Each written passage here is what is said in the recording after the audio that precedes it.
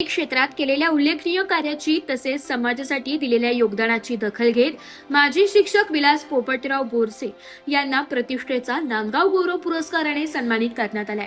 त्यांच्या कार्याची दखल घेत हा सन्मान प्रदान करण्यात आल्याने त्यांच्यावर विविध स्तरातून अभिनंदनाचा वर्षाव होतोय।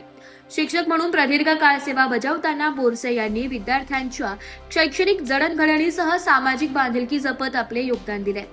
शैक्षणिक क्षेत्रातील त्यांच्या कार्यामुळे अनेक विद्यार्थी घडले असून समाजाशी असलेली त्यांची नाळ आजही कायम आहे। त्यांच्या शैक्षणिक व सामाजिक कार्याचा गौरव म्हणून नांदगाव गौरव पुरस्कार प्रदान करण्यात आलाय। हा सन्मान म्हणजे त्यांच्या आजवरच्या कार्याची पावती असून पुरस्कार मिळाल्याबद्दल मित्रपरिवार, माजी विद्यार्थी, सहकारी, शिक्षक तसेच नागरिकांनी त्यांचे अभिनंदन करून पुढील वाटचालीस शुभेच्छा दिल्या।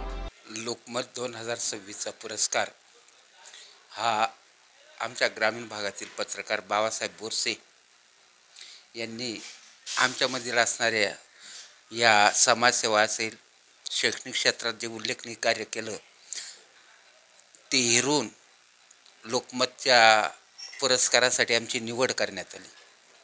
खरं तर लहानपणापासून समाजकारणाची, शैक्षणिक क्षेत्राची आवड असल्यामुळे शैक्षणिक क्षेत्रात पेडकाई माता सामाजिक शैक्षणिक संस्थेची उभारणी केली।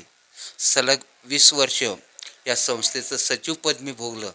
त्या अनुषंगाने या संस्थेची इमारत उभारणी असेल, मुलांना आस्था काय ड्रेस वाटप असेल, सर्व शैक्षणिक सुविधा पुरवण्याचं काम या संकुलाच्या माध्यमातून आम्ही पूर्ण केलं। तसेच समाजकारणाची आवड असताना 10 वर्ष ग्रामपंचायतीचं सदस्यपद मी भोगलं। त्या सदस्यपद भोगत असताना गावातील 1 वर्ष सरपंच पदाची टर्म मला मिळाली। या काळामध्ये महादेव मंदिराचा जीर्णोद्धार असेल, गाळ्यांची उभारणी असेल, तसेच गावाच्या विकासासाठी नेहमीच अग्रेसर राहण्याचं काम मी केलं। हे सर्व गुण हेरून लोकमतने हा खरा पुरस्कार दिला। या पुरस्काराच्या पाठीमागे तसेच मी नायडोंगरी या विद्यालयामध्ये 31 वर्ष अध्यापनाचं काम केलं। गणित आणि विज्ञान या विषयाची आवड मला होती आणि 31 वर्षामध्ये मी माझ्या शैक्षणिक कार्यामध्ये विज्ञान या विषयामध्ये जिल्हा स्तरावर विज्ञान मेळाव्यामध्ये भाग घेतला असेल, विज्ञान प्रयोग असतील त्याच्यामध्ये भाग घेतला। जे काम संस्थेने शाळेने सोपवलं असेल ते पूर्ण करण्याचं काम माझ्या 31 वर्षाच्या सेवेमध्ये पूर्ण केलं आणि आज माझे विद्यार्थी अनेक क्षेत्रामध्ये प्रामुख्याने कार्यरत आहेत।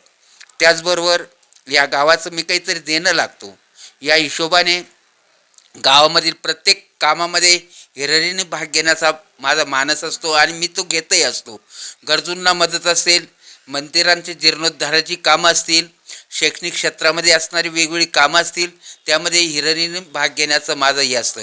तसेच अन्यायाविरुद्ध पेटून उठण्याची ताकद प्रामुख्याने मी सदैव ठेवत असतो। एखादं चुकीचं काम होत असेल त्याविरुद्धही मी आवाज उठवण्याचं काम करत असतो। नुकतंच आमच्या गावाला 5,60,00,000ची जी योजना जल जीवन मिशन योजनेअंतर्गत पाणी योजना सुरू झाली, त्याच्यामध्ये अतिशय निकृष्ट दर्जाचं काम केलं आणि त्या भ्रष्टाचाराला वाचा फोडण्याचं काम CO पासून तर गाव पातळीपर्यंत फोडण्याचं काम मी आस्थागायत करत आहे आणि माझा असा विश्वास आहे की गावाला शुद्ध पाणी ज्यावेळेस देईल खऱ्या अर्थाने ते जलजीवन मिशनचं काम पूर्ण झाल्यासारखं वाटेल।